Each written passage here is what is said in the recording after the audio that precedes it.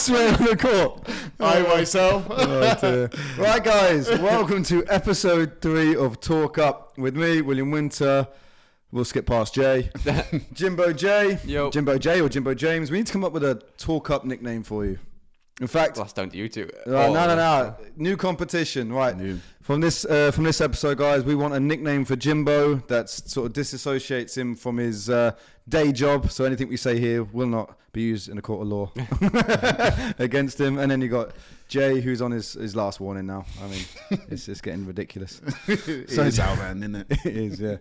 Face for radio, though. That's what a podcast is. Yeah. Shame we film it. Right.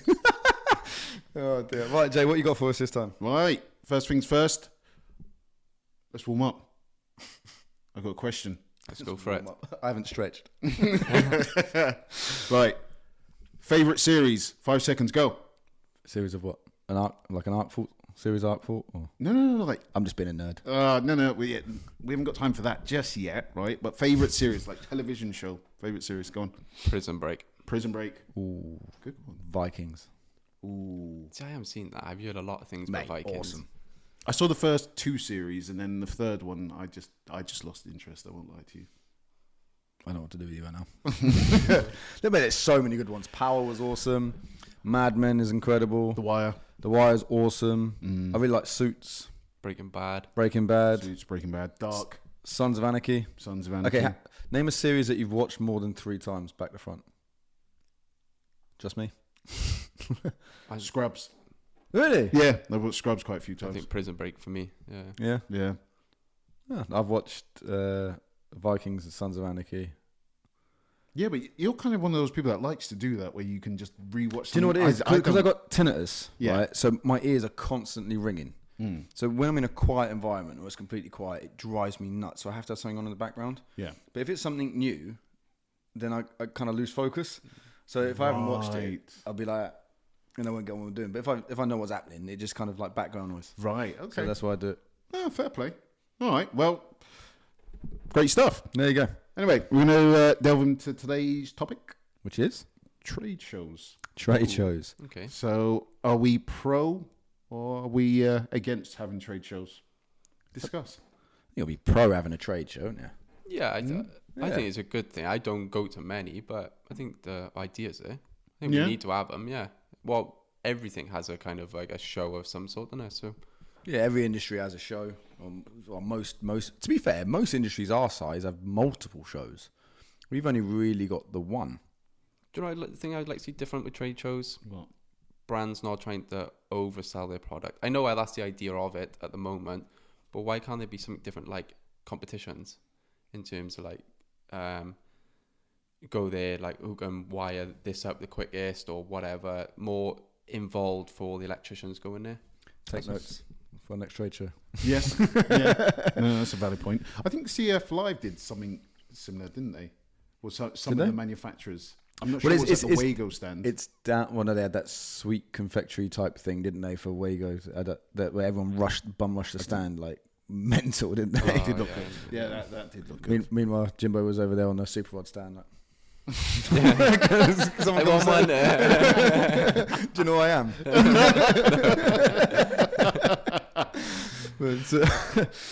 No, I mean, my only thing with trade shows is, I mean, so our industry is a bit tiered. So wholesalers have trade shows, but they have, obviously CEF put on their trade show, which I thought was awesome. It was a good show. Even if you didn't invite us, still holding that grudge. But yeah, to be fair, we couldn't afford to come. Don't worry about it. we heard what the others spent. But no, all jokes aside, so you have CEF do their trade show for the installer, and then you have independent electrical wholesalers who are usually part of buying groups who have their own trade shows where manufacturers then pitch up and pitch the membership as such. But as far as sort of regular contractor or regional contractor shows, the only one is EICR'S, really, isn't it? I haven't been to an ELEC show. You've never been to an ELEC show? Well, I've only ever been to 2 shows, I think. Right. Okay. I went to one in, I think I met you there before in the ICC. Oh, yeah, they bend that off. What was that? That was ELECs. No. Oh, that's why I've lied then. So that was an ELEC. I've been to that one. Yeah. But I didn't think that was very good, to be honest. It was terrible. I mean, the best part about it was, honestly, I mean, this is... So they booked at the ICC where the car park, you can't put a bloody van in. Yeah. So if you're a tradesman and you didn't turn up in your car that day, you couldn't come to the show.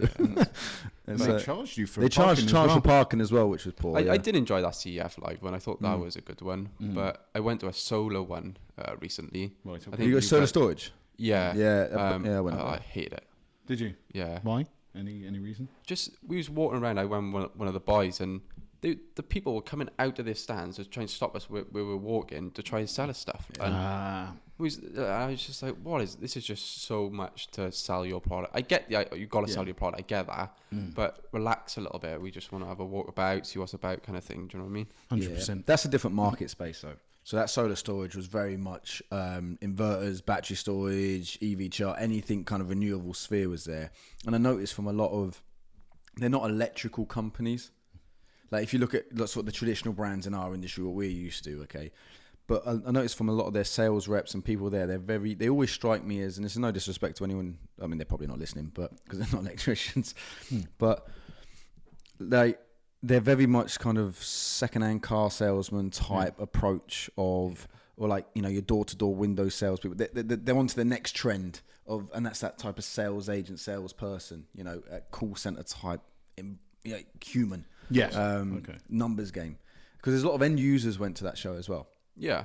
I think that's who they're targeting with it. I picked up good information from it. It was good in that sense, but it was very, for me, like, I don't like it when people are trying, because I get quite like, not feel bad, but I do get sucked in sometimes. I hate that. And I just leave me be like, do you know what I mean? No, I hear what you're saying. I think just to kind of put perspective from a manufacturer's point of view, I think one of the things with trade shows, I do agree, they are good to a certain extent, but I think they're only good when you have the adequate footfall. Yeah. So say for instance, stuff like the EICRS shows, they are good when they're well attended, but then when they're not well attended, you're left, as we can attest to, you're left just standing there as a manufacturer, just going like this. So sometimes when you do get people that are coming up to yourself saying, yeah, look at this product, look at this product. It's because they haven't seen anyone. So they're like, and I think what sometimes, and it's no disrespect to any of the electricians or people that visit on the day, but you have to understand from a manufacturer's point of view, this is business.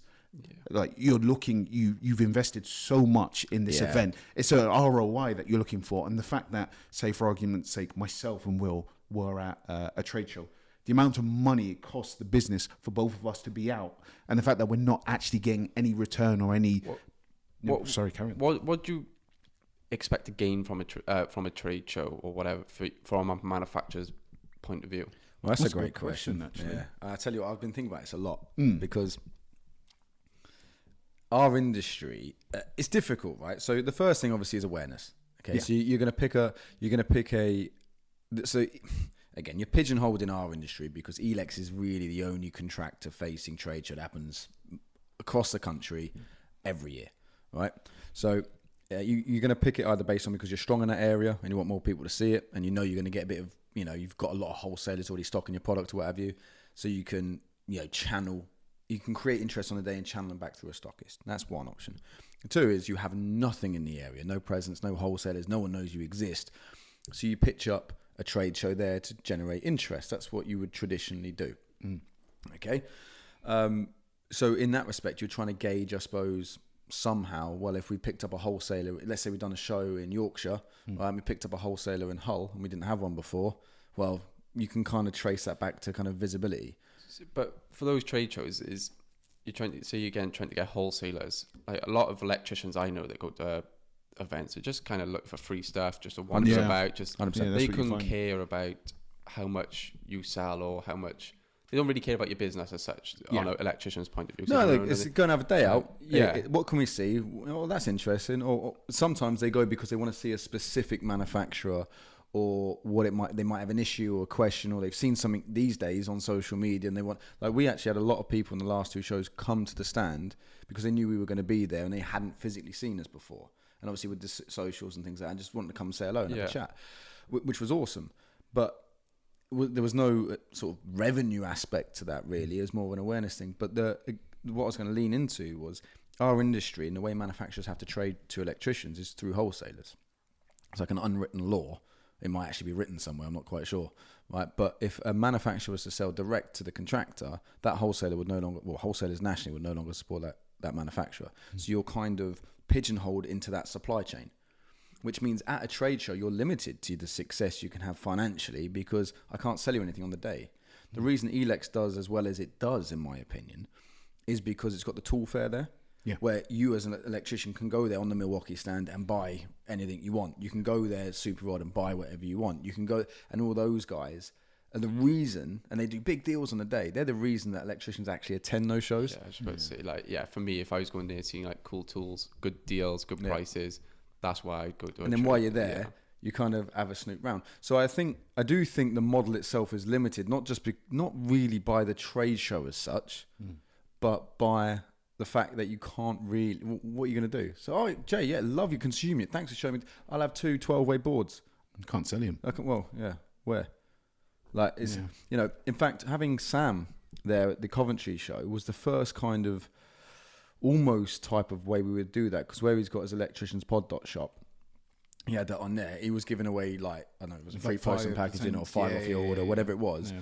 Which then generated, okay, cool. Well, I've seen the guys, seen Verso, seen the board, liked it. Oh, now I can buy it, and I got a freebie, got my £5 off or whatever. So that kind of worked. I don't know actually how many orders he took from it in the end, but even it's you are limited in it. So I think it's a great question. What are you actually expecting from a trade show? Yeah, I mean, piggybacking off what you said as well, I think the main thing I would personally say that we're expecting from it is whoever organises the events, they need to put something in place to obviously incentivise electricians such as yourself to actually visit the stands, because again, not just at the EICRS show, but even like buying group trade shows. Yeah, we've had that. Where there's just no incentive, or there was that one year where there was an incentive where there was like stickers, right? So each member had basically a sticker. That was the IBA show, wasn't it? That was it. Yeah, it was like some sticker business, wasn't it? Yeah, so they had to. So they sent them around every stand of the manufacturers, because again, like, you could do a big EICRS show. I mean, our EICRS show, we're not the biggest stand there by far. We're a 3x4 stand. Yeah, it wasn't 3x4 stand. The stand's nice, but that costs us probably to do a show about 15 grand a show. It's a lot of money. You got to sell a lot of boards and sockets to make that money back, right? So you got about 15 grand a show. Well, the IBA show, for example, costs us about 4. Yeah, with you know, obviously stayovers, hotels, and everything else, and about 4 grand all in all, right? But on the day, because that's a bit different, because wholesalers are there, they come with an order book. So, okay, we might go there, it might cost us 4 grand, but we'll sell 100 grand's worth of gear on the day. So, fantastic. You know, can't really complain at that too tough. And the year that it went really well, you're right, they incentivized every member to come around every stand. And when you came round, you got a sticker from that manufacturer. So that manufacturer had like a sheet of stickers with their logo on it, basically. Yeah. And then you put it out, and then if you completed at the end, you won something? There was like a prize or something. I don't know if it was. I don't think it was like for the fastest person, but I think they probably got entered into a draw. Yeah, it was some kind of thing. And they got like an incentive for visiting every stand. I don't know how you would do that with EICRS though. Well, it's up to the event organisers. The thing is with EICRS though, right? So they do like the CPD kind of tech talky thing, which never seems very well attended. Yet the CEF Tech Talk one at CEF Live was rammed every time they had a new speaker in there. I think if they didn't go to that CEF show, I think they've missed a trick. But then it was good. Yeah, it was good. The only downside, and there's one pet hate for me, is it's always in weekdays when everyone's working. Now, if I want to go there, I got to lose a day's wage. Yeah. Plus travel up there, plus the food for the day if there's not food. So it does end up costing the electrician money to actually go. That's a valid point. Why not put it on a weekend? I'll tell you. I guess that would cost more to pay people. 100% is because then you've got to pay. CEF would have to pay their stuff. CEF would probably be comfortable to do it, but EICRS wouldn't get well attended at all, because the manufacturers wouldn't, because it's not something where we get revenue from anyway. They'd start looking at it like, well, hang on, it's costing us 15 grand. Now I've got to pay him overtime. That's a lot more money. And the problem is with weekends, that we've always found when we have done stuff on weekends and stuff, is that people have plans. Like, so for example, simple thing, even though I'm not an electrician, I couldn't go to the show. Saturday morning, we coach the kids, don't we? So like, well, okay, or I've got plans. I've been working all week. I'm away. Sunday got football, or we've got Sunday dinner with the missus. Yeah, but it's one of those things you just plan it in if you know the event's coming up. I'm gonna have say if you're earning 180 quid a day or whatever, you've got 180 quid now. essentially to buy something there. Yeah. Because you not miss a day of work. That's so, fair. Yeah. No, it's a valid point. I think trade shows need to change. And what are they for? They're for the electrician or the manufacturers. So it would depend on. Well, the thing is they're paid for by the manufacturer, right? Which means there needs to be a reward for the manufacturer. However, if it's not something of value, and we were talking about this before, it's always about adding value back. If you can't add value to the electrician, who is essentially the customer, you can't get them to turn up. Why would you go for a free bacon roll and a t-shirt? That's what you get at EICRS. Yeah. And a potential discount on a Milwaukee drill. What is your favourite drill, by the way? I use Metabo. Oh, do you? Yeah. Oh, yeah. Yeah. I just like the colours. I just like the colours Milwaukee. Well, the Milwaukee. Yeah, I think their branding is absolutely mint. It is awesome. But yeah. So how are we leaving it in terms of trade shows? Are we for it? Are we against them? I'm for them. I just think it's just some things that need to be kind of more suited to manufacturers and electricians. Mix it up a little bit. Yeah, I think, do you know what, guys, let's put it back out to you guys. What would you like to see, or what would make you want to attend a trade show that you currently don't see at EICRS or anything else? And manufacturers, if you're out there watching, we know you are, what would you like to see from the event organisers, or any ideas that you could have about how we bring the industry together slightly more so that everyone wins and everyone gains something and leaves with something of value, and not just transactionally, but a little bit more, and make these trade shows a little bit better. Because I know Colin and the guys at EICRS will always be open to it, and I think as an industry, it's changing so much that to do the same thing we've done for 20 years and expect the same results is a bit crazy, really. Exactly that. But then actually going on that, just piggybacking off what you've just said in terms of changes. So the next topic is about social media versus traditional media. Well, and there you go. And I think social media has killed the requirement that a trade show used to have. Okay. Like you had to attend a trade show in, like even 10 years ago when I started PGL. If you didn't do a trade show in that particular area, people didn't know who you were. I see what you're saying. Like with tools, you want to know about a new tool. You would have to go to the trade show to see that new tool. But you wouldn't trust someone necessarily to, if someone sent you an email or phoned you or this, that, and that, unless I touch it, feel it, da. But social media with influencers and people, and just that natural enablement of engagement and not physically being able to see it, but seeing enough people using it and giving positive feedback or negative helps you make those decisions without necessarily having to attend a trade show. Okay. In terms of traditional media, though, are we saying then that that's extinct, or are we saying that there's still benefits that you can use? Well, you're classing as traditional media. So, like we were talking about, I would say emails. I would still say that it's traditional media. Catalogs, would we class that?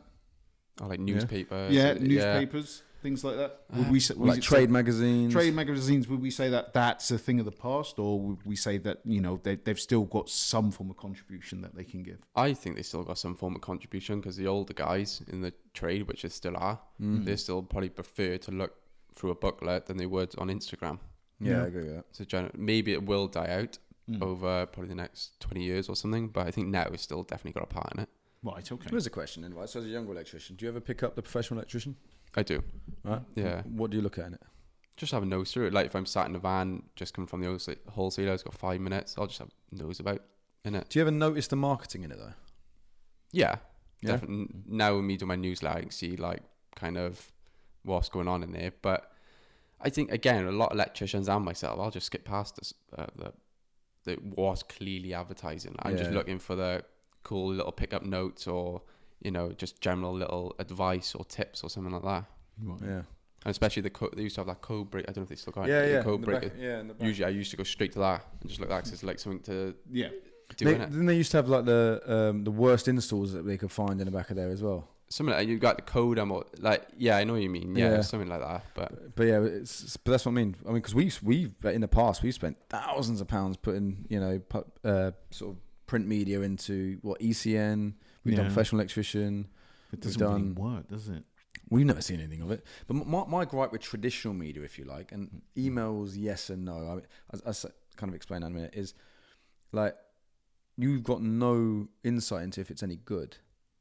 Like, if we could make the best poster, quote unquote, for a trade magazine, but there's if there's no feedback, there's no analytics on a piece of paper. You never know. You know, so that trade magazine can say, oh yeah, well we shipped 80,000 around the country, great, but I don't know if anyone read it. I don't know if anyone saw, you know, if they flicked past it and went straight to code breakers, or if they, you know, if it got put next to, I don't know, a competitor's post or whatever it might be, or even got missed. There's no feedback. There's no instant. You throw something up on social media, I can tell you exactly how many people have seen it, people engage it, how many liked it, how many saved it, how many shared it. People, it's so much easier for, hang on, I'm quite interested in that. I've got a question about that.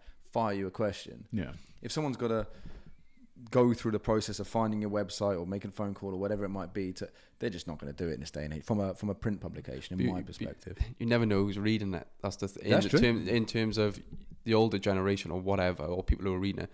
Just because you don't know about it, there could be so many people that's influenced to go to that product or something you just don't know. Well, fun fact, a really good friend of mine I made in the industry, I made because of a print publication. Right, so we I think it was at the ECN or Electrical Times, one of them did a little bit of a piece on us and me in their thing. It was before you were working with us, about 2017. Right, yeah. And all of a sudden, I get a visit from a guy called Steve Hurrell, now owns EICR'S. At the time was at Aurora, and come up and literally seen the story. Thought, I want to pop in. He was in the area. His wife's Welsh, and popped in and just had a chat. Seen the company. He had a friend who was looking to do some work on his house anyway. He was going to pick up a couple of sockets or whatever. But and we just got chinwagging. We were in that my old office for about 4 hours. And he worked for Dieter. He took Aurora from zero to what it was before it kind of collapsed. And then he now owns EICR'S. Okay. And he sat there and gave me some advice that I still use today. And I consider him a really good friend. And he only even knew we existed. And we've done a lot of business with EICR'S actually over the years. But he even only knew we existed because of a print publication. So you're right. And okay, he's slightly older than me. You just never know, do you? You just never know. But isn't that also... Yeah, but that's also the problem. You don't know. But it goes back to that thing when you're putting money into marketing, like even going to these events, is it doing anything? You don't know it. The same sort of thing. So you were saying on last show, right? You put a lot of time and effort. You take a whole day out of your working life that's four fully paid days a month minimum to do your newsletter. Now, would you do that for a print publication? I don't know. Well, I say I work on it 4 days a month. I don't, because I'm always sidetracked doing other things as well. So my mate goes mad at me about that. But that's another story. But I won't print the newsletter in the moment I'm in now. That could change. I don't know. I don't know where it's going to go. But at the moment, no, I won't print it because it goes down to that thing of analytics. We can see exactly who's opened it, when they've opened it, everything. And you can kind of gauge everything, like you say, with a printout. You don't know. And yeah, it's just, what do I need to? It's going to be more production to it. There's a lot more to it when people can just open up on email. Everyone's got a phone. Everyone's got an email. Yeah. Do I need to print it? Well, this is it. So no, I think print media is dying a death. Catalogues, I think, are a bit odd. I tell you what I think they got. So if we go into a wholesaler, right, turn around and say, yep, catalogues online, download it, It's easy for us to update. It's always up to date because you can just, the graphic guys can simply go in, change it. They will not download that thing. They won't even go to the website. 9 out of 10 questions a wholesaler will call us about a product is on the website. The answer's physically there. Can I say something though with the catalogue? Yeah. I much prefer a catalogue to looking online, and it's goes back to the EICR'S book when I used to.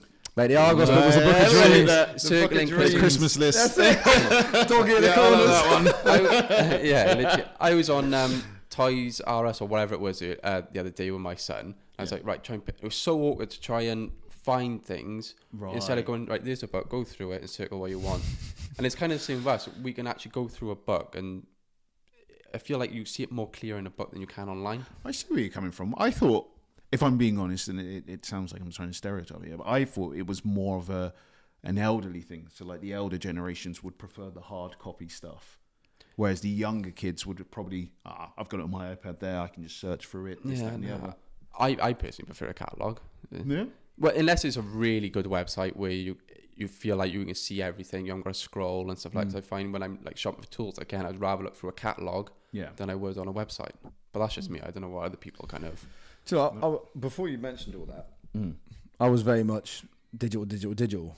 But I just realised every time I see something I like or I'm interested, I print it off so I can read it better. Do you actually? Yeah, but I mean, I'm dyslexic, aren't I? So I do struggle reading off a screen. Right, okay. But even though you can zoom it right in. I think like the EICR'S book is just a big, like, realization for me for that on You sure it's catalogs. not like nostalgia? Nah, because I was literally doing it with my son, trying to scroll through a catalog online. Yeah. It was a nightmare when I knew it was so easy to just go through the Argos books. You go page by page, Makes sense. circle, and Here's a question: though. Would you still buy it from Argos, or would you Google it and see if we can get it cheaper? Go on Amazon. that's a good point. Yeah. No, you go to Amazon when you're right. Circle what you want. I'm gonna go to Amazon. So we use it for reference, but we wouldn't use it to buy it. Well, it's true, actually.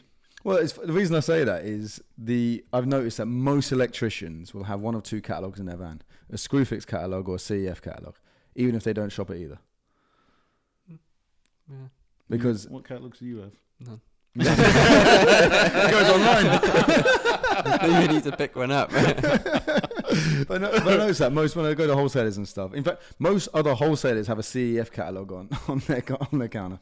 But maybe not on the counter, but definitely in their office. But like it's a point of reference. It's what's that part number? Yeah. You know, and I think that's part of it as well. But the reason other people like having a catalog, especially like a Screwfix or a CF one, is priced. So that's my benchmark. So I'm going in there and it's like, right, okay, that's £3 for whatever. Well, when I go in and see my wholesaler, it's less than that now, isn't it? Because I can get it from there for £3. Yeah. I've physically seen that in an independent here in South Wales, where someone's gone in with a CF catalog. Look, they charge me £2.80 for that. What's my price? So, yeah. Well, I think, but manufacturers don't really do price catalog. Well, some do, don't they?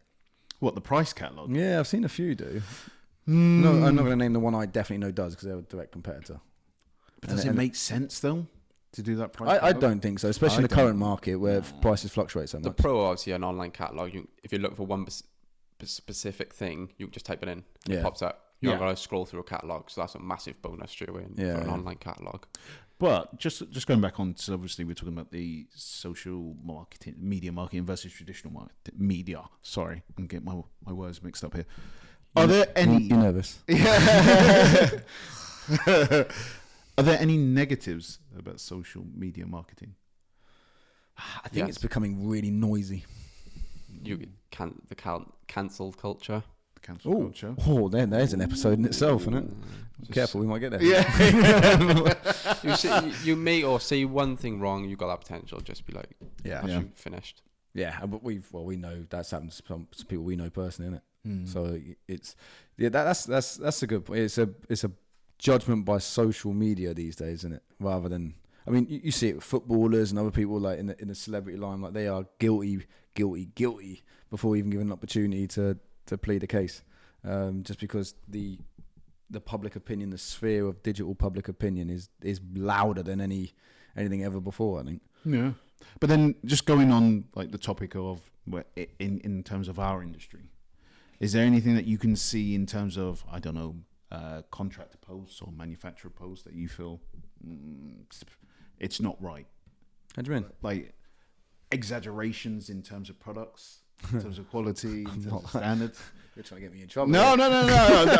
Again, we don't have to name anyone, but I was saying contractors in terms of installations. Is there anything there that you see that you're like stands out to you that you're like, this isn't great? No. It depends on the person, I suppose, and I don't know. It's not. I don't see many negative. You get negative people on it, but it's not necessarily negative in itself in the platforms. I don't think. I see what you're saying. So, in terms of those negative, you said like you get negative people on it. Do you think that affects the actual post itself? Yeah, if it's constructive criticism, it's completely different to a negative comment. Yeah, I agree. It's how you portray that comment. Bad comments are always like a bad comment. As stupid as that sounds, like you can take someone's advice from it. It's how they come across it a lot of the time, and but overall, I think it's okay. It's just how you take it as well. Okay. How about yourself? What, from a manufacturer's, like a marketing perspective? Oh, mate, there's so many people out there talking garbage. Like, but that's marketing, right? I mean, there's stuff out there from leading brands in any industry, for example, that is just mutton dressed as lamb. But that's what marketing has a bad name. That's why I don't really like sort of traditional routes of marketing. Mm-hmm. So like with our stuff, for example, right, I don't sit there and do a reel about here's my RCBO and here's my this, that and the other. It's just like, nah. So everything we try and do is value based. So if you can take something away from this, whether you buy the product or not, then I've done my job. At the same point, if you've taken something away from it, you might actually think, if they're going to put that much effort and time into that, they're obviously doing that into their products as well. And then it kind of reinforces that message that we have, which we don't shout about loud enough about our testing procedures and yada, yada, yada. But now after sort of 3 years of doing the board, people are starting to get it because they've never had a faulty. They've never had an issue. If there's been any problems or whatever, if it's with anything, they call us. We're straight on it. All these things that we've been talking about, like as far as on the wider picture, they kind of, they're supported. It takes longer. But yeah, I think there's a lot of people out there that just, obviously they're just going to try and polish a turd, aren't they? So it is what it is. Right. Okay. So, and then in terms of social media versus traditional media, we still feel has a place, but it's just becoming less relevant. Or I think traditional media, in my opinion, sorry to jump in there, it's budget relevant. Okay. Digital media is free to a sphere, and then if I pump in, for example, one full page article on the professional electrician costs you somewhere around £1,000. That's a lot of money, right? Now you think about how much digital content I can create for £1,000. Track it, trace it, boost it, yada yada yada. Right, and a huge amount of eyeballs are going to see that. Now, a bit like traditional media, you don't know whether that's just a quick scroll or whether someone's actually sat there and digested the entire page. You know, when you see it's had views or impressions and things like that. But the reach is far bigger, in my opinion, for less money. So if you've got that side of it nailed down, and you can afford to do print media and be omnipresent to anyone looking, it's only going to benefit you, isn't it? Yeah, I think you look more certified as well. I think if you're on the counter at, say, CF in that professional magazine, I think it gives people a bit more trust, bit of credibility in that product. Like, they was in the Pro magazine, whatever it's called again. So they give you, just in subconscious, you've got a bit more trust in that brand, I think, as well. And again, that probably goes back to trade shows as well. So I've seen all this digitally, and like I said, people want to come see us at the show. I've seen all this digitally. I've seen all these people posting about it, this, that, and the other. Now I've physically seen you, I've physically seen me, I've physically seen the board and product. Oh, okay, cool. That's now ticked that mental box that I just couldn't get past. Right. Now we're good. So yeah, I think you're probably right. Like a hybrid approach is probably best, but it's just expensive. It really is, and again, for a startup company, it's a lot of cash you got to throw in there. But what about electricians? The way you guys market. So where like again, traditionally print marketing in local rags and things like that was always a big thing. So Yellow Pages and things like that. That's obviously died a death with Google. But you still have to make yourself available. Do you have a website, for example, that people can find you on? I have a website, but I don't keep it updated. To be honest, that's a big thing is a website. I think a big one is like Google. Like you got to think someone sat in their house, the electrics has just tripped out. What's the first thing they type in? Google electrician. What comes up? Electricians in the area. They're going to click on the top 3, look for 5-star rating, and just go from that. So I think that's quite important to be on. So do you try and, like, when you got a job, okay, and let's say you get a call out for Miss Jones or whatever, and then do you try and get her to leave a review so that next time someone locally would need an electrician to fix a problem? No, I've never been like desperate for work. I've always it's been word of mouth or pass on or whatever. So I've never been like, can you leave a review? Can you leave a review? So I've never had to, but it's probably really important to do that for people who are like trying to get consistent work every single day. Just ask the customer if they're happy with the work, or do you mind just leaving a review? Because then it's going to boost up the Google. I don't know how the Google kind of thing works, how much you got to pay and stuff, but I think it is important for good reviews, because whenever we buy something, I'm guessing you both are the same. Do you read the reviews? Yeah. And especially if you're going to... Do you not? But it depends. If you're like less than a tenner, well, I'm a bit tighter than you. Less than a £5, then I probably won't. But if I'm spending a tenner or more, I'm reading a review. And it's like, if the 2 companies coming up on Google, one's got 2-star reviews, the other's got 5-star, which one are you going to call? Yeah. No, it's true. It depends, actually. Reason being is because, let's say, for instance, Just Eat, Just Eat can have 2 stars and it will have like 1,700 reviews. But then you can have one that has 5 stars but has 2 reviews. True. So which one do you go for? But if they still got 2-star review over 7 people, that's a solid average, isn't it? I get what you're saying though. It depends on McDonald's. You've got a serious issue with McDonald's. The Uber driver keeps stealing his food every time he orders McDonald's at the moment. It's a joke. It's a joke. He's like, "Oh, free food for me," and Jay never gets it. But yeah, I think the biggest thing for promoting electric again is social media. I think Yeah. that's where I get like a lot of my work say and whatever. So yeah, I think social media is the way forward on that point of view. Yeah. Yeah, and I think with a lot of domestic electricians as well, because we're hearing now there a lot that it's drying up, it's getting a lot harder to find work, and again the recession and people's spare cash isn't going to help that, especially coming up to Christmas.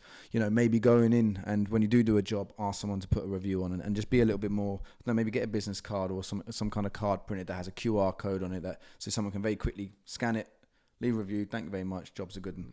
And making it easier to just build that. So you might not need it now, like you were saying, word of mouth and this, that and the other. But if it does get tighter, especially domestically, which I think it will over the next 6 months, you've just got that already there. So when you do need a call out, even if it is at 2 a.m, you know, you're the one there. Even if you don't want to take it, at least you've got that option, I think. Which again, maybe traditional media wouldn't give you. And what I'm finding mad at the moment as well, like, a lot of people I speak to who are getting work done, they can't find any contractors. No? No. Everyone I spoke to, they've done a lot of house refurbs and whatever. Oh, I couldn't find a carpenter, couldn't find this. And then you speak to these carpenters, oh, I can't find work. And I'm like, what's missing in the middle? Where's the disconnect? Yeah. Why are people struggling to find contractors? Doesn't stuff like, was it Check a Trade and all that, isn't that what that was supposed to do? Yeah, but I guess there's a lot of talk down on those kind of things as well, though, isn't there? Because there was you get certain kind of, I don't know, I'm generalising now, but what I listen to when people look down upon those kind of right, because there was something, was it competent registered electrician.co.uk or something like that. There was a website that I'm pretty sure used to register if you were like NAPIT or NIC, or if you were with an accredited body, you'd be on there, but no one knows about it. No, that's what I was about to say. If you're, you know, Mrs. Jane, 50 years old, you don't know about that site. You just want an electrician to come and install a couple of sockets. Yeah. But then if you're a contractor, if you're a developer and you're looking for a contractor, surely something like, I mean, everyone's part of some form of body somewhere, isn't there? I mean, our industry seems to have loads of them, probably more, I reckon, than plumbers, and definitely more than chippies. Like you got what, NIC, ECA, NAPIT, was it Alessa? Was that the other one? Select. Yeah, Select. Yeah. Is there any more? Really. I think the main ones obviously NAPIT and NIC and that. Really. But how do they, you know, are you registered with anyone? I'm NAPIT and the company I work for as well, NIC.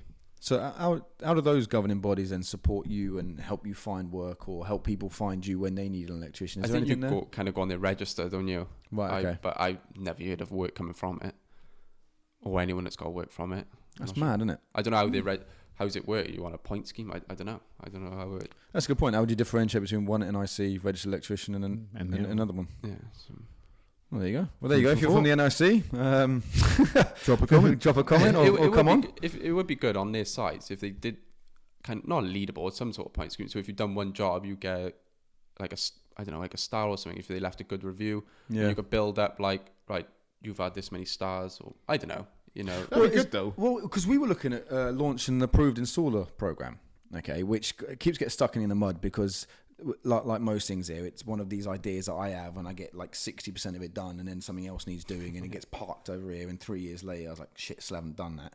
But like that whole idea was, if you need, let's say, I don't know, you've got a Verso consuming in your house, right, and you've noticed something's gone wrong with it. You're going to go on our website. That's what the end user will always do. Go on a website, and if you've got a list of registered electricians, boom, you got you know, an approved electrician. And that was our idea there. And then we were going to give them like my install points and like a discount on this, that, and the other, and blah blah blah. There was a whole, mapped it all out. And then I started looking at all these other different approved installer programs that other companies have. There's one, Rowente have one, like the My Rowente Club or whatever it is. I think there's a few others that have done it. I know a lot of car chargers have them as well, don't they? You have to be. You have to be approved by them. And ACO do something similar, don't they? Yeah. But then I was asking some of those electricians, do you get any work from it? Oh, no.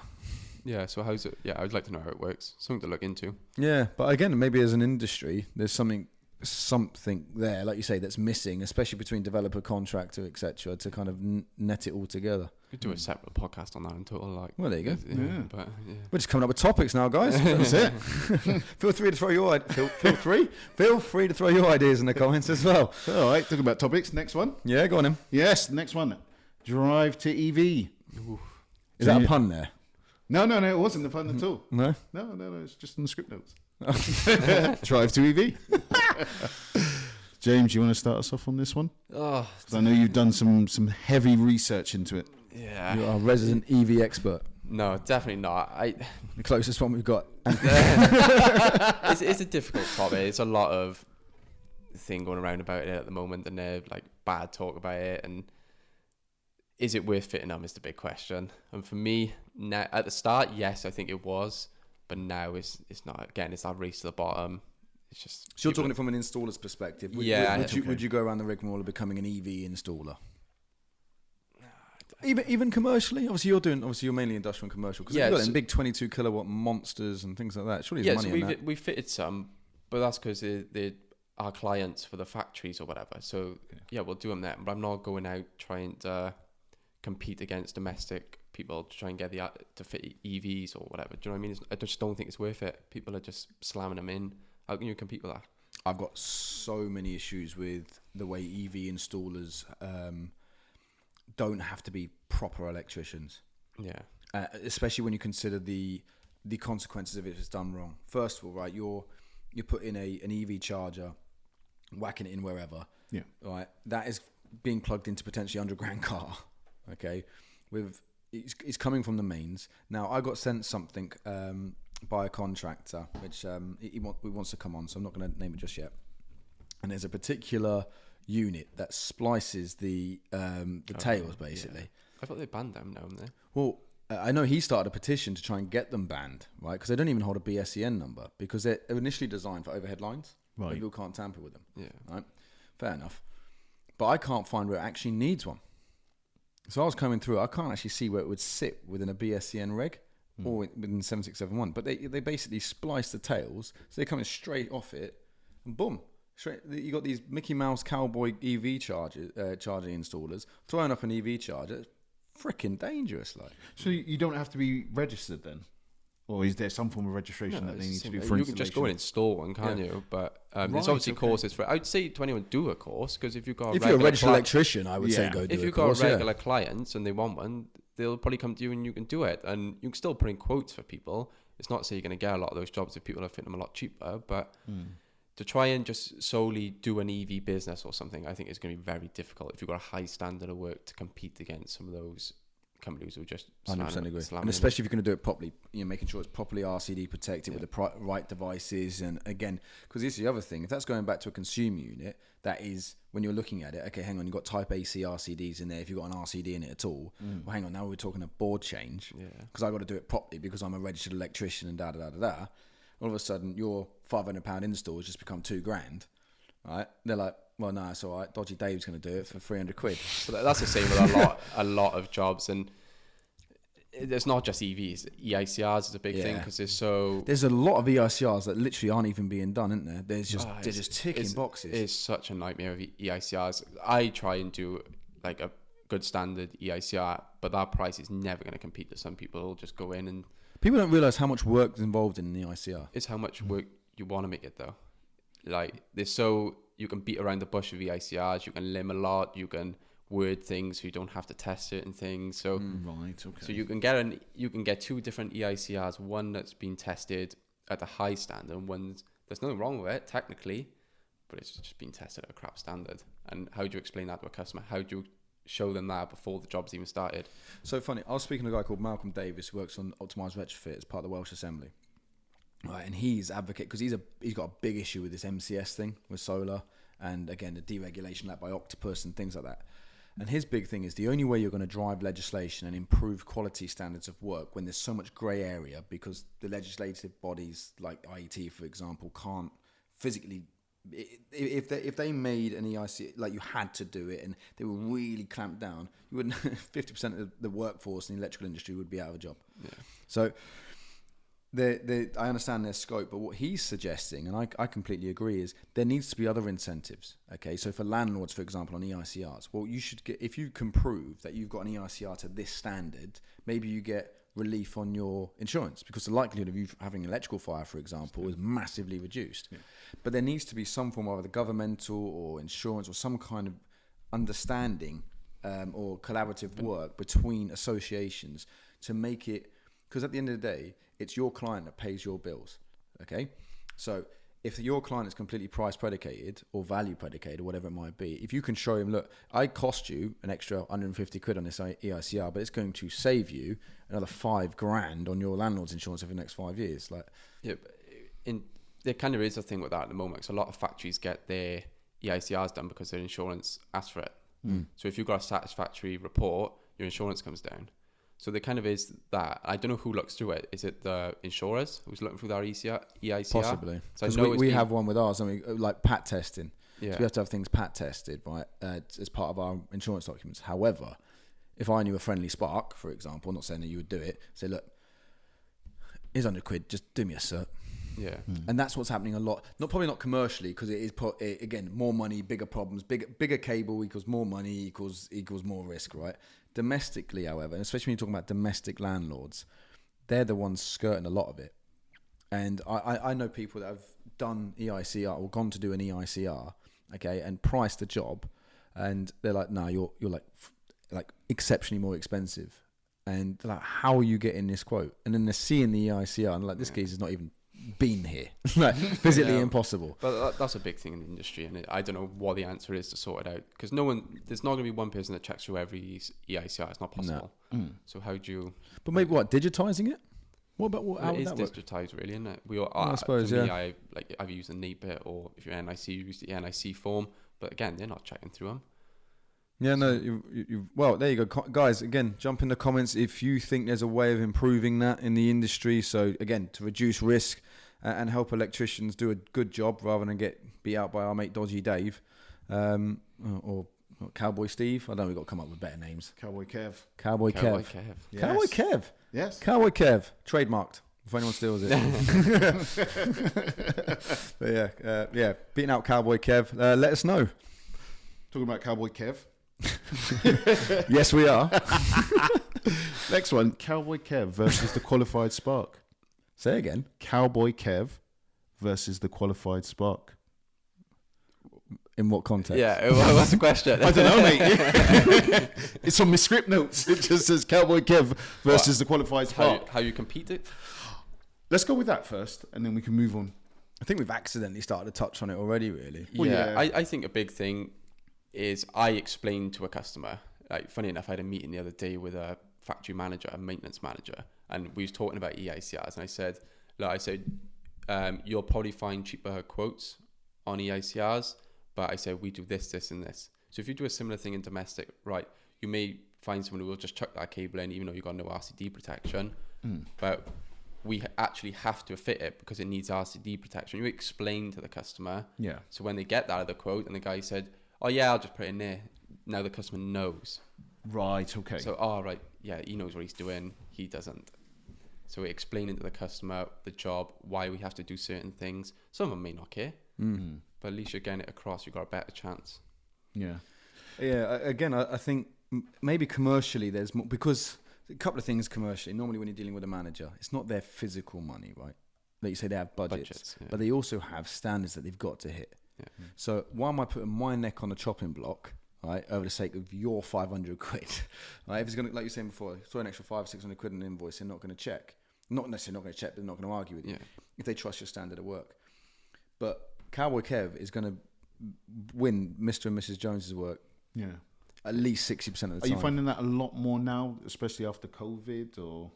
Yeah, I put loads of domestic quotes, and I don't get a lot because I know my quotes probably are more expensive than what a lot of people. But that's because I like to do a high standard of work. But I like from now on, I always explain to the customer if I know that someone could, say for example, a spare socket, it's already been spared off. Someone could come in and just spare off that again. Yeah, like, that's it. But how would you explain that to a customer? Right, I've actually got a extend the ring out. Yeah, and stuff like that, and that it's going to take twice as long. She might not understand, but if you try and explain it to her, she got a better idea that if someone just takes a cable out, she might not even care. She might still go with a cheaper quote because she just wants an extra socket. But I don't know, what is the answer? Don't know, but the best you can do is try and explain. I tell you where that's really evident from my perspective, right? In two places. One, SPDs became mandatory in single-phase consumer units within the 18th, right? We still sell a silly amount of boards without surge protection. Yeah. Because if the end user fills out a form or basically does a disclaimer saying, yeah, no, I understand, I don't want to pay the extra 20, 30 quid or whatever it is, They don't have to fit it. Now, that if the advantages of having an SPD and the fact that they've mandatorily been put in that you're supposed to have one in the regs is explained to the end client, I find it very difficult to think that 9 out of 10 wouldn't take it. Okay. Now, a lot of electricians that do fit them don't even ask the question anymore. But I bet they do get beaten out on quotes by people who offer a non-SPD board because they know a way of skirting it. I'll fill in this form, sign at the bottom. They don't even know what they're signing. But then, again, I think we had a conversation about this in terms of the liability. Because you have to prove that the homeowner actually knew, the ramifications of not having the SPD. But then that relies on that homeowner or that landlord or whatever understanding that it was required in the first place. They didn't sit there and read BS 7671. Yeah. So, I mean, it's hard enough for me, and I've got to do it. So, if you are right though. There's a thing there because a lot of insurers have cottoned down on it, and so if you do get someone to write a disclaimer, or basically you don't need it, right? You have to prove that person was electrically competent enough to understand what they were signing. And again, with an SPD, it'd be impossible to prove that it could save your £500 or £1,000 telly, right? So just the ROI on that investment, or your fridge freezer or whatever. The time to even write all this out, absolutely mental. You just buy the SPD board. Well, it's not like they don't come factory fitted. Well, again, I know they don't own everyone's, but they do in ours. And yet we still sell. The reason I point on ours is because we are still selling the ones without it. It just blows my head. But then back on that though, Cowboy Kev or whoever is normally always beating you out on price as well because of the product they're choosing to fit.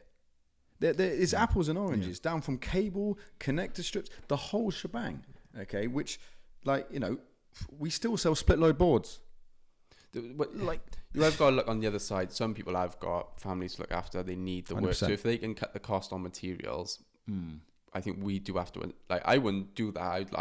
I fit fully RCPO boards, but people, they got their families to look after. So if they can cut a cost somewhere and still stick it within the regs, they're not really doing anything wrong. So it's a valid point.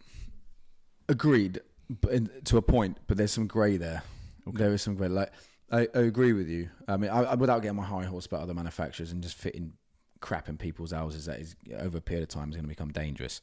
But you've got, again, when we're talking about Cowboy Kev versus the electrician, a qualified, competent electrician who knows how to work within the regs and put a safe install isn't spurring off a spur, for example, okay? But Cowboy Kev is, and when we're talking about Cowboy Kev is going online, buying the cheapest stuff you can find, or Screwfix, or the Screwfix Spark, as we want to call them, right? Which, is a Spark today, is a Chippy tomorrow, is a Builder, is a Bricky. Those guys going in, you're not going to beat them on a quote because there's no conscience involved in the product they're buying or the way they're installing it. So Cowboy Kev versus Spark is going to be, until there is ramifications for it, I think it's going to be a challenge. And again, I think it affects more domestic electricians than it does commercial. Yeah, I know a bit something that could tackle it. Tom spoke about it before. Is a driving license scheme.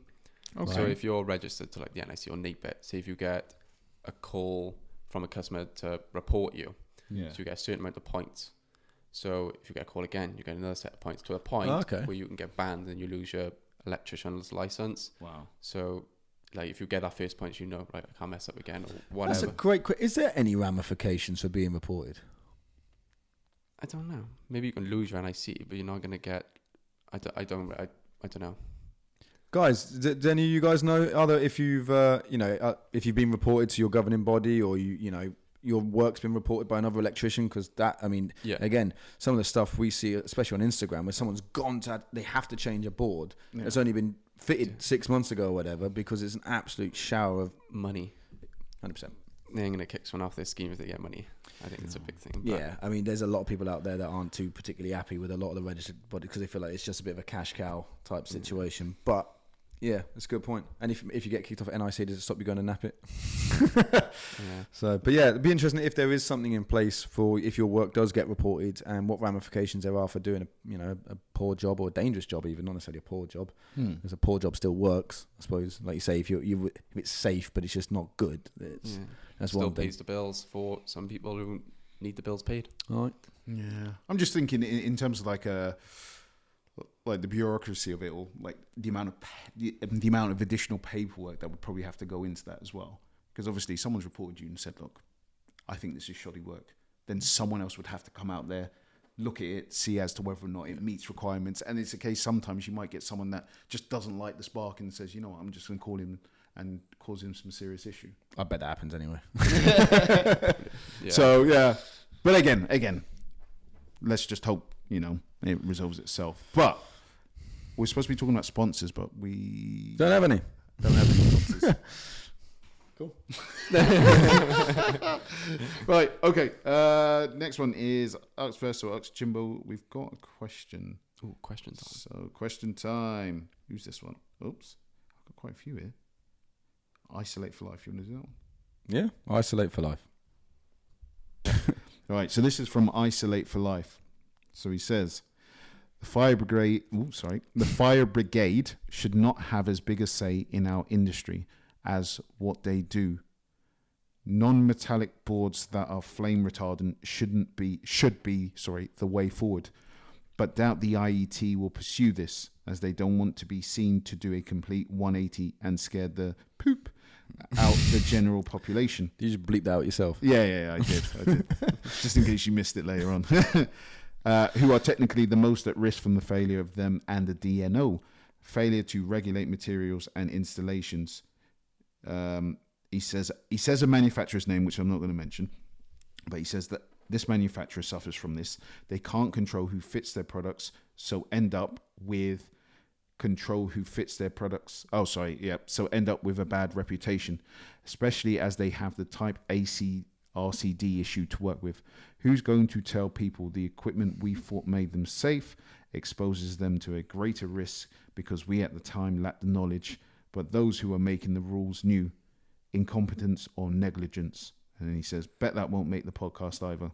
I feel like there's a few questions in one there. All right, so let's first one about let's go to the first question then. What, the London Fire Brigade over the IET? Yes. Is he talking about in terms of like fire fixings and stuff like this? Like we have to put around metal ties, metal bands? Possibly. I mean, I think, again, we touched on it a couple episodes ago. I don't know if it was off camera, when boards went from plastic to metal. And that was because of an incident that happened in London where they board catching fire and they wanted to go around it, and the manufacturer advised them to go metal on boards. So they suggested that into the IET, which they adopted. Clips were another one, but then that made sense. Because you think about it, right? Who goes into these fires? It's not electricians, it's firefighters, right? Yeah. So if they're coming up against challenges that cables are coming down, blocking exits and things like that because they haven't been pinned back by plastic clips which melt in a fire. Plastic trunking. Trunking, high smoke, high fume, high smoke situations, cables, like that's why you use LSF, right? And all this other stuff. Like it's because in these situations, in these life critical situations where moments matter, like these guys are feeding back, look, you need to go back and speak to the electrician. It's probably not just our industry. I bet they've had these like fireboard. There's loads of new regulations around fireboard for plasterboards on staircase and stairwells and things like that. So it makes sense. I think maybe when you look at Grenfell, and that obviously got tracked back to being an electrical fire, and that's where the AFDD things come into. Personally, I think poor solution to a bigger problem, even though we sell them, and I've made that perfectly clear. I think their AFDDs have their place, definitely. But I think in the way that we've explained it, in the way we rushed it to market as an industry, I think maybe a bit off. But if not the London Fire Brigade, then who? Because they only see it, they only see it at the point of critical failure, don't they? So everything's obviously down to do with safety. Now, what makes the difference between a fire brigade safety to the person who's living in there? There's no difference. Yeah. So if we can protect our firemen as best we can by chucking a couple of metal clips in or a metal board, why not? I prefer working with a metal board than a plastic board. Yeah. Any reason as to why? Or? I just think it looks neater for a starters. It looks more well built. You put obviously got your knockouts for your glands and whatever. I just think it's a bit better than a plastic board. It's less cheap. I mean, if you look at Europe, most of the European boards are metal. They're recessed, mine, but a lot of those are metal. For me, I mean, I can understand from like if your conductors are sprayed or you got you don't fail your terminals properly, you got risk of loose connection, metal on metal. That's a potential risk, but that's down to termination. 100%. But then again, that goes down to termination with the plastic boards. To be fair, so I mean, you're less likely to touch a plastic board and get a shock though. Whereas a metal board, you could live a metal board. But again, I think we're talking about Cowboy Kev again there a little bit more than we are electricians. But from a metal board perspective, it will contain a fire. It will contain a heat situation far better than a plastic. Yes, you have a non-combustible plastic, okay, which, to be honest, there was when in Amendment 3, when they launched it, there was already manufacturers out there. I think Volex, for example, their plastic board was made out of a non-combustible plastic. What that means is it just won't set fire. It doesn't stop it from smouldering and melting. So if that melts, that still melts at whatever degree centigrade that is, then hits a carpet, then causes a fire, right? So it's not flame retardant, but then even a metal board after a period of time will lose its ability to retain the fire. Yeah. But it's definitely, in my opinion, a better protective enclosure than a plastic. Yeah. So yeah. One thing I want to, it's something I've never checked out, but would like to check out. When knocking out the holes at the top of a board, what has to go back in to continue that fire rate in? Because I put these white, we've probably all used them, the white grommets. Yeah. Now they say the fire rated grommets. That's why I asked what fire rated grommets. Are they actually fire rated grommets? Yeah, you're talking about the little whisker ones, for example. There might be whisker. Yeah. So funny enough, because when we first launched a range of metal boards back in 2016, when the amendment came out, we were in touch with Whisker and SWA who were making them. Yeah. And yeah, it's a bit like, again, a bit like plasterboard. I think it can withstand a heat or a flame for a period of time, which then makes it a fireproof gland. But like the way it's something to do as well with the way it grips around the cable. I was about to say this as well because I was working with someone before and he said, "Oh, do you want me to drill them out?" I was like, "Well, no, that defeats the complete object of it." Like, but then I thought, like, how do you open them for your cables? Do you poke a screwdriver through them? Do you just... You're talking about the actual knockout. Well, there's no difference, to be honest, with the... okay, let me rewind that for all you guys. With a Verso board, because I'm not talking for every other consumer out there, absolutely not. There's no real difference whether you knock that top out or you drill it out, in truth. In fact, in half the time, it's easier to drill it out because our boards are made like tanks. No, in terms of the fire grommet I'm on about now. Oh, right, okay. To keep that seal around. Yeah. Well, no, because when you put that grommet in, that seal is what's then retaining its fire retardance. Yeah, but you've got to drop a cable into it, so you're exposing a hole into it then. Yeah, but that hole, again, it's the way those grommets grip that conductor. So there's no air basically can come through it. If there's no air come through it, a flame shouldn't be able to get through it. That was the idea, because you pierce a screwdriver through it and then run the conductor through it. That's the way I do it, but is that the way you should do it? Is what I'm trying to get. Whisker, if you're listening, right? There's no instructions on the packet. Like Is some people could stab a knife. Elliot's been in touch about coming on the pod. That's a great. Let's part that for Elliot about ensuring it's staying fire rate. So one thing I don't do now as well is I try not. If I'm putting plastic trunking on top of a board, some people obviously cut out the top of the board. You've all seen it. I won't do that now because then you've got a massive hole with plastic trunking because it defeats the object of it. So I'll still use a knockout with plastic trunking. Right, okay. Yeah, it makes loads of sense. Or like I've seen you do it with some Unistrut. Yeah. You got like with our spacer plate, you can drop the cable in from the trunking down into the back of the board, then and again reseal it back from the back. Then, which is probably a safer way of doing it. To be truthfully honest, because otherwise you're right. You've got the heat basically escaping straight through into plastic chunking and out. Yeah, which defeats the object of a fire rated board. So. Yeah, good point. So no, I think we're going to stick with metal. Everyone voting for metal? I think so. Yeah? Yeah. And then there was another part of that, like AC devices and negligence, or what was it you said?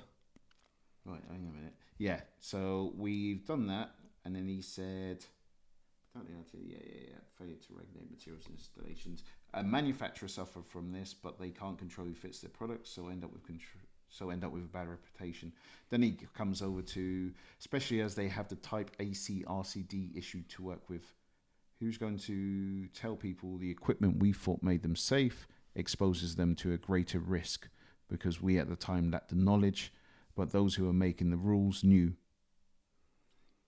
I don't really get what he's asking, to be honest. Well, I think what he's saying there is, I know the manufacturer's talking about, I can guess, that they get a bad rap because of this, that, and the other. They get a bad rap because they made bad product for a long period of time. And they're still selling AC RCDs in their I boards. think, I'm not sure, I hope not, because I'm pretty sure they were banned in the last amendment, where unless you can guarantee there's no DC on that circuit, which is impossible in a domestic house, then you can fit an AC, which is physically impossible, right? So... but their boards, their split load boards, which were fitted with 63 amp type A CRCDs were, they didn't force the electrician to buy it. But at the same point, the industry wasn't aware of ACRC. We can attest to that because we actually launched our Say No to AC campaign before we launched our boards, because it was only in our final data of research when we realised the impact DC was having on these ACRCDs. It was saturating them. So, and we started that campaign through the ECA because we're commercial associates, and no one knew about it. No one knew about it. And to be fair, the only people that probably did was Hager in their defence. I think they were ahead of the curve because they were already doing their split load boards with type A 100 amp, 30 milliamp RCCBs. Everyone else was still, and I mean everyone else was still using ACRCDs. And I promise you, from a manufacturing perspective, that most of those will not risk the lawsuit, right? If they could prove that they knew about it. So do I think it's negligence? No, he makes a point there. Should we apologise for basically not knowing something? Well, yeah, technology changed. Houses no longer passive, and everything runs on a battery now. Yeah. And it's just, I think it was a build-up of things and probably a lack of review. And again, I think maybe not the big issue that, or the big witch hunt that maybe he might think it is. Yeah, it's our regs are always evolving. It's always going to be another thing that, that should have been in place 10 years ago. Yeah, we don't know yet until further down the line, really, I suppose. Look how far houses have advanced in the last 3 years with renewables and everything else, and this drive to, green, and we're talking about EV chargers earlier and all that. I mean, EV chargers, if you were fitting EV chargers 4 years ago, you were very bored. Yeah. There wasn't a huge amount going on walls. Like, look at the last 18 months. Look at solar in the last 18 months. That's going to create an adjustment to the regs that we don't know about yet. I think one reg, which is going to, I would like to see change, is where a consumer it's got to go in a house. Right, okay. I agree with that. Where would you want it to see? Well, where would you want? Yeah, not under the stairs, not in a kitchen cupboard, somewhere accessible, and that's it. Yeah, somewhere accessible. Well, in Wales, place, not in like a bedroom either. In Wales, we're the only country in the United Kingdom that can still fit a board up to the ceiling. In England, if someone has done that, please send a photo in. I want to see it. In England, it still has to be accessible. It has to be at accessible height. That's why we make ours lockable, because kids can reach it.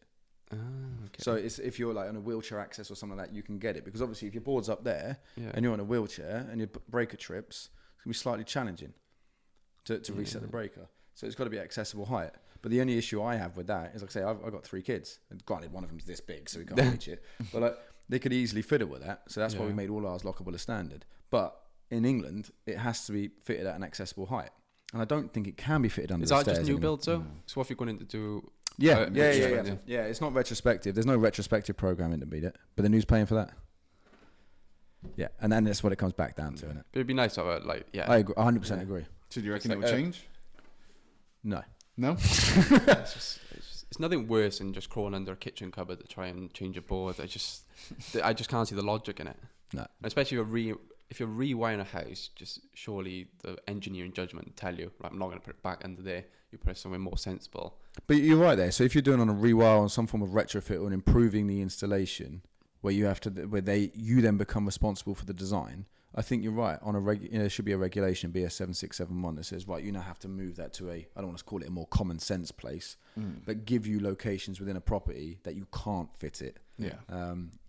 I think that makes perfect sense. Okay. Cool. There you go. We didn't have any more questions. Well, there you go then. So we'll, guys, thanks for joining us again. Really enjoyed having Jimbo on again. You coming back? Well, I hope so. If there you go. Not sacked. I don't know about any strikes like G. So Jimbo's definitely coming back. We'll take a straw poll on the other one. But guys, thanks for watching. Please subscribe, like. Don't forget it's available on YouTube, Spotify, and Apple Podcasts. And again, any questions, any topics, or you want to jump on, please get in touch. I would love to have you. Until next time, guys, take care.